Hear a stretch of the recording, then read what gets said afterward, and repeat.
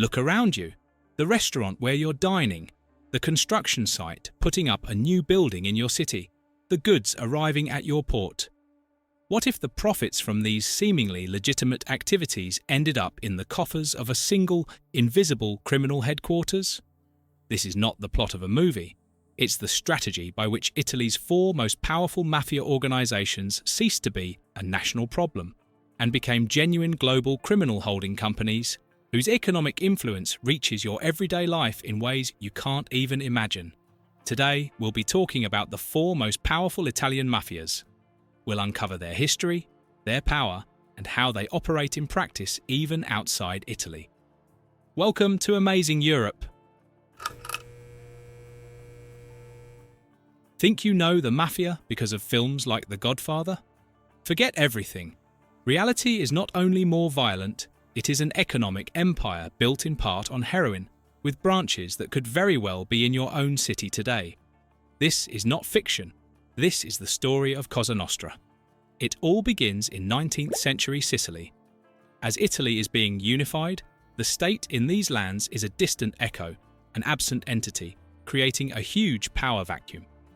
The triggering event was the abolition of feudalism in 1812. The old nobility, having lost its ancient privileges, abandoned the countryside for the cities, leaving vast estates to be leased to new, ambitious and unscrupulous figures. The Gabalotti. These men faced a problem. They had to enforce contracts and protect the harvests, but they lacked the legal authority of the state. So they turned to private violence, surrounding themselves with armed guards and making pacts with local bandits. Rather than fight them, they put them on the payroll. This is where the protection industry is born. They offered security in exchange for tribute, which would become known as the pizzo. To make this system of power durable and secret, these new brotherhoods emulated the rites and structures of Masonic lodges. Violence took on an aura of mystery and a strict code, omerta, silence. Thus was born not a simple gang, but a true anti-state, a parallel government that administered its own justice. Cosa Nostra was born. For decades, this power remained centered on the island. But with the great migrations to America, people, networks, and methods were exported that would inspire the American mafia. The famous Five Families of New York formed, organizations modeled on Sicilian codes, but autonomous. Yet the real leap, the transformation from rural phenomenon to global empire, happened in the 1970s. The turning point was a single, dark, and terribly profitable commodity: heroin. Cosa Nostra grasped, sooner than many, the enormous potential of the drug market. By setting up the Sicilian connection, Sicilian bosses imported morphine base from the Middle East, refined it into highly pure heroin in clandestine labs around Palermo, and exported it to the United States. The operation that exposed them in American courts had a name that revealed the use of commercial covers: Pizza Connection, a US federal investigation involving the FBI and the New York Prosecutor's Office. Italian judge Giovanni Falcone traced its links to the Sicilian clans, strengthening judicial cooperation.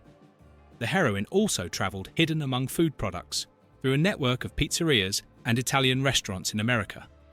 Estimates at the time put the turnover at over $1.6 billion, a figure that would correspond to tens of billions today. But this river of money triggered an internal earthquake. From the small town of Corleone, Totò Riina, famed for his ferocity, launched his climb to power. Excluded from this business, he unleashed a war that left more than 1,000 dead between the late 1970s and the early 1990s. Riina wiped out his rivals, seized total control of the trafficking, and became the boss of bosses. And there, at the height of power, arrogance led to a fatal mistake.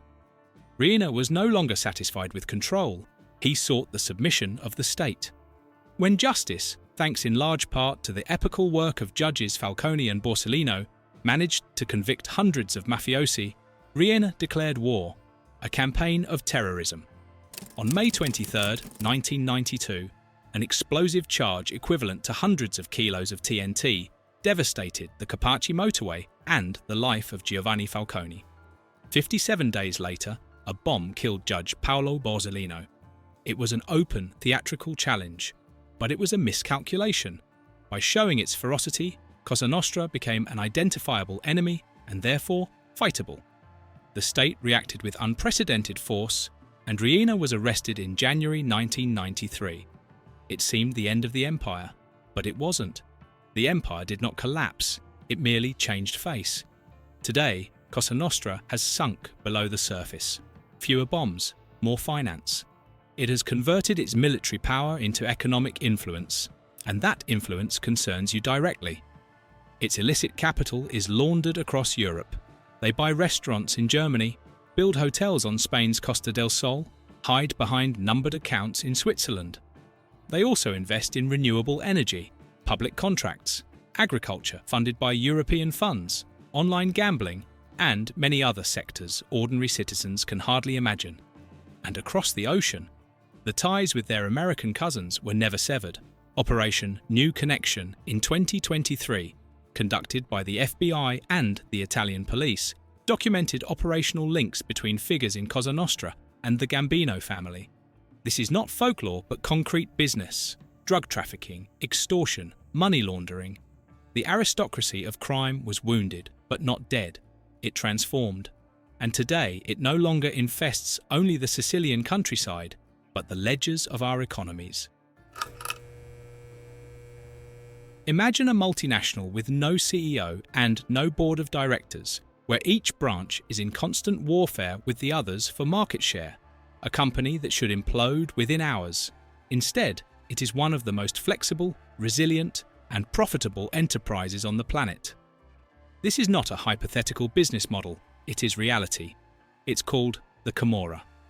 To understand this paradox, look to Naples. If Cosa Nostra emerged to impose order in the countryside, the Camorra sprang from the chaos of urban alleyways and refined itself in prisons, its true university. It never had a pyramidal structure or a boss of bosses. It is a galaxy of clans that form, ally, and destroy one another with lightning speed.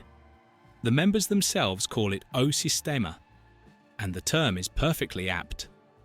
This criminal corporate model even has a sinister human resources department. It recruits very young people in the poorest neighbourhoods, offering them a path. You start as a vedetta, a lookout paid to warn of the police, and then advance to become couriers or dealers. In a world without alternatives, status and respect are won in the field through risk and violence. Their business sense is as brilliant as it is perverse. They are masters of diversification. They run fake factories, flooding the streets of Paris, London, and Madrid with counterfeit luxury bags and watches. After the devastating 1980 earthquake, they turned a national tragedy into a colossal opportunity by infiltrating reconstruction contracts. In drug trafficking, they created drug supermarkets, open-air dealing hubs, militarized and operating 24 hours a day, a criminal model studied around the world. But the darkest business does not shine. It is black, toxic, and buried beneath the feet of millions. Here lies the most chilling blow. For decades, the most powerful clans offered a service to industries in northern Italy and other European countries, making industrial waste disappear at rock-bottom prices. These poisons were not treated but illegally buried, contaminating soil, water, and food. The result is the Terra dei Fuochi, a hell where people fall ill with cancer at alarming rates, a crime against humanity that leaves no visible bloodshed but causes slow deaths. So how does such a fragmented system maintain power? The answer lies in its ability to become the state. In certain neighbourhoods and municipalities, the Camorra exercises total territorial control. It dominates space with surveillance networks, radio scanners, and armed outposts, turning areas into impenetrable zones. But its strength is not merely military. Unlike in the past, today the clans bet on silent penetration, fewer shootings, more corruption, and, above all, more consent. They provide criminal welfare where the state fails, offering jobs, granting illegal microloans to those in difficulty, resolving disputes. They guarantee order in exchange for absolute loyalty and silence. And with such pervasive territorial control, this criminal system has become global. Spain is the strategic operational base. The ports of Rotterdam, Netherlands, and Antwerp, Belgium, are entry points for flooding the continent with cocaine. Brokers live and do business directly in Colombia, Peru, and Ecuador, negotiating with the producing cartels. Profits are then laundered across Europe. Germany, France, and the United Kingdom become money laundering hubs, with investments in restaurants, hotels, and construction firms that infect the legitimate economy. The network reaches as far as Australia, where they collaborate with other criminal organisations. The chaos that once seemed confined to Naples has proved contagious. The Sistema has become an infection that today penetrates the arteries of the entire global economy. Before revealing the most powerful Italian mafia, we kindly ask you to support our project by liking this video, subscribing to the channel, and clicking the notification bell so you don't miss our upcoming content. We'd also like to remind you about our new channel, America vs. Europe, where we rank all European countries, the United States, and Canada across a wide range of factors. Which Italian mafia is the most powerful and dangerous today? It's not the one you saw in the movies, and it's not even the one that declared war on the state with bombs. For an entire century, the planet's richest criminal organisation was underestimated and scornfully labelled the Shepherd's Mafia. Today, decisions made by its bosses in small, remote Calabrian towns affect property prices in Berlin, control Europe's largest port, and influence the global distribution of cocaine. This is the story of the Ndrangheda. While the world obsessively watched Sicily and Naples, something extraordinary was happening in Calabria, Italy's poorest region. Born among the Aspromonte Mountains, the Ndrangheda was steadily ignored, yet its isolation became a weapon, its invisibility a cloak under which to build an empire. While other mafias made noise and drew police and media attention, they quietly wove a network based on a principle as ancient as it is inviolable: blood. Here lies their secret. What makes the Ndrangheda impenetrable is its structure.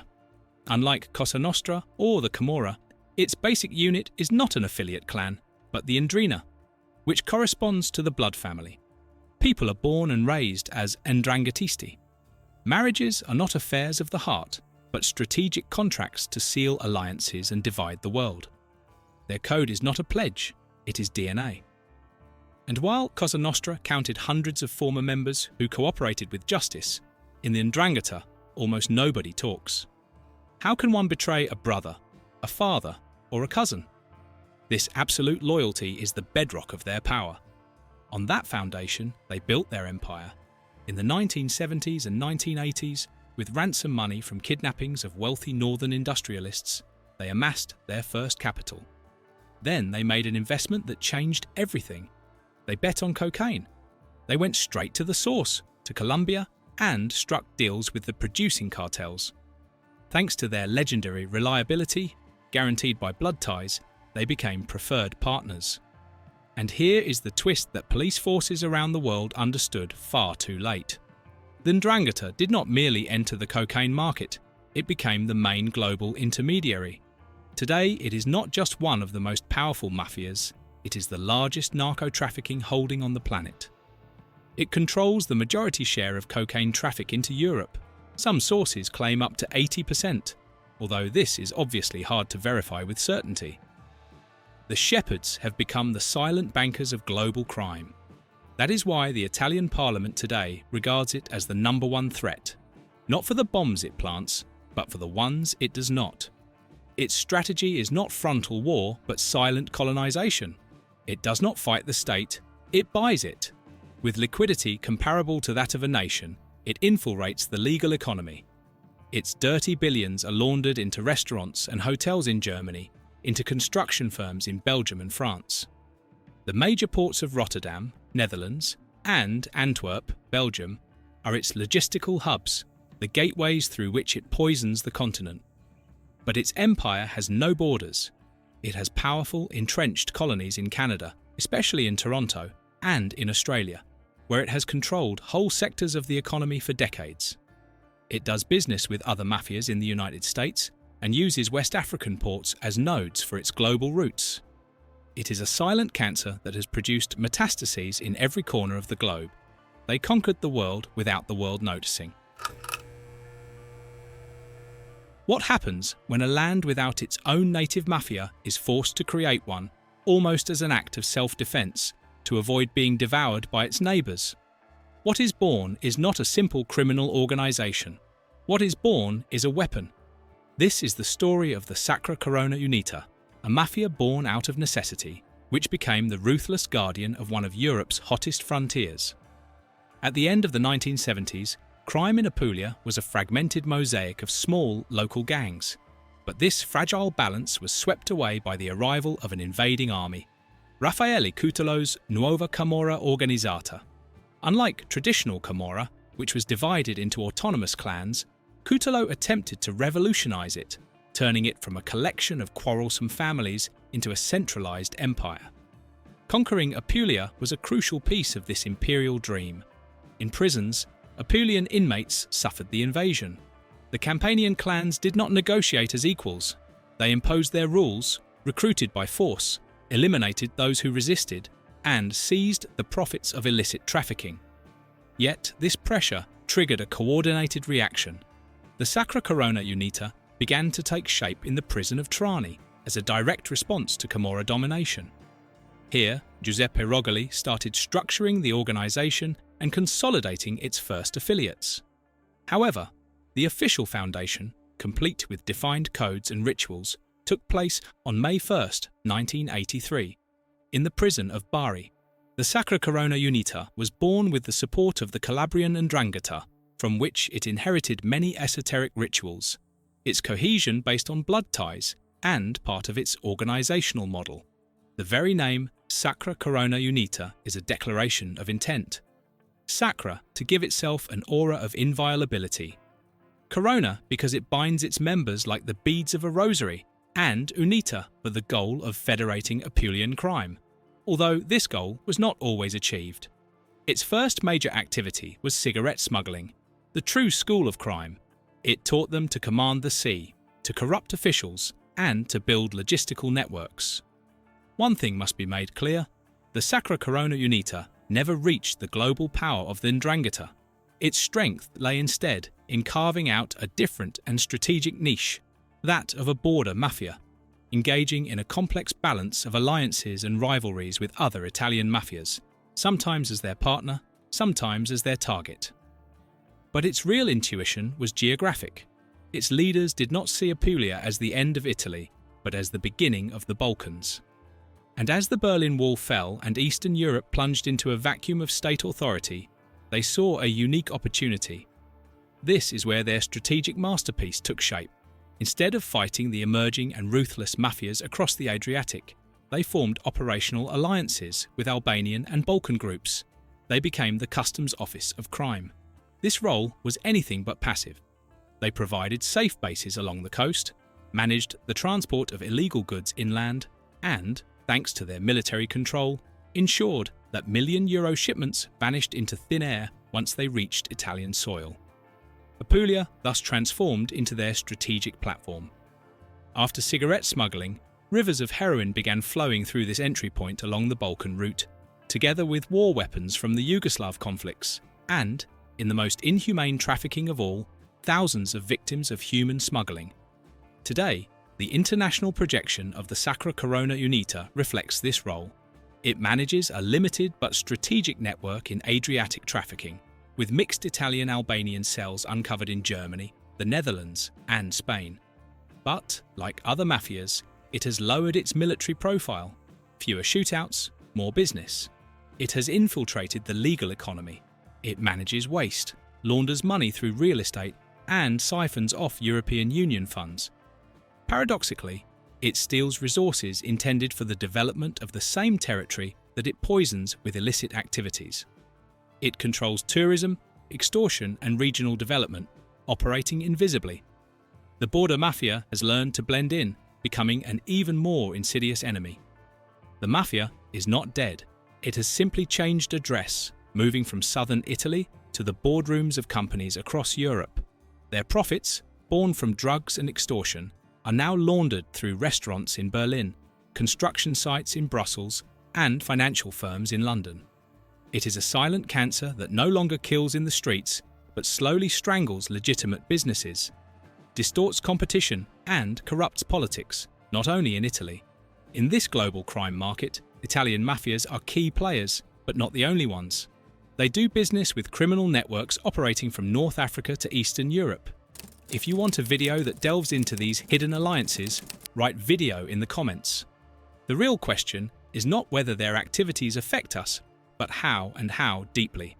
And if you want a broader view of the situation, we strongly recommend this video, where we show the 10 European countries with the highest presence of organised crime. Spoiler: Italy is not in first place. That's all for this video. See you next time.